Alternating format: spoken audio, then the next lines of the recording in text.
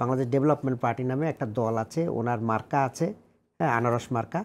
তো উনি জামাতের প্রার্থী না, এবং যে নিউজটা আসছে একটা বিভ্রান্তিমূলক নিউজ হবে, তাছাড়া কিছুই না, কারণ উনি জামাতের প্রার্থী। ওখানকার জামাত শিবিরে যারা কর্মীরা তারা জানেন না, আপনি বলছেন? আমি তো বললাম আপনাকে, আনোয়ারুল ইসলাম চাঁদ নামে একজন নেতা আছেন, ওনার মার্কা হলো আনারস মার্কা। তো সে তো দাড়িপাল্লা মার্কার প্রতীক হতে পারে না।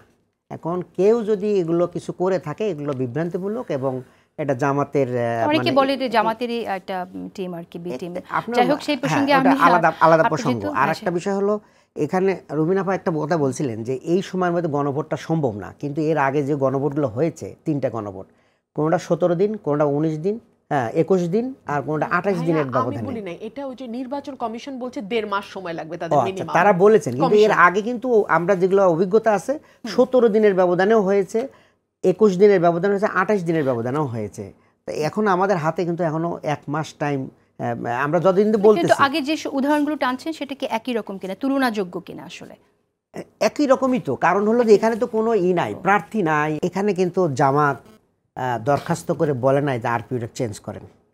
এটা যারা মানে নির্বাচন সংস্কার কমিশন একটা সুপারিশমালা দিয়েছে, সেটার ভিত্তিতে উপদেষ্টা পরিষদে এটা সিদ্ধান্ত হয়েছে। সেই সুপারিশমালাটা আপনাদের ভালো লেগেছিল? আমরা তো সেটা আমরা ভালো মন্দ কিছুই বলিনি, আমরা তো এই ব্যাপারে কোনো কমেন্ট করিনি। তারপরে উপদেষ্টা পরিষদ এটা ওকে করেছেন, তারপরে নির্বাচন কমিশনে আরপিও চেঞ্জ করেছেন। তাহলে এই যে পুরো কাঠামোতে এখানে জামাত কিভাবে ইনভলভ হলো?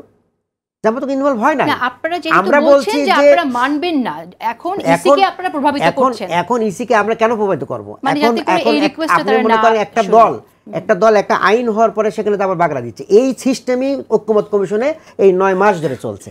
যখনই কোনো কাজ হতে যায় তখনই যা একটা বাগড়া দেয় যে এটা হবে না, ওইটা হবে। এই 9 মাস কেন লাগলো?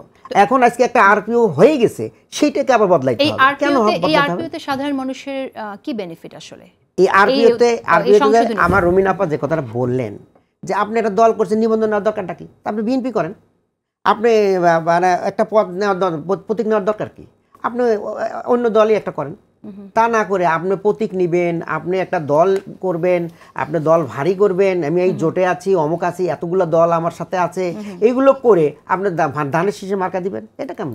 ওকে, ঠিক আছে, কিন্তু আপনারাও তো এই সুবিধা একসময় নিয়েছেন, তাই না? আপনারাও তো জামাতে যখন বিএনপির সাথে জোট করলেন, ইলেকশন করলেন, তখন তো ধানের শীষ আপনারা নিয়েছিলেন।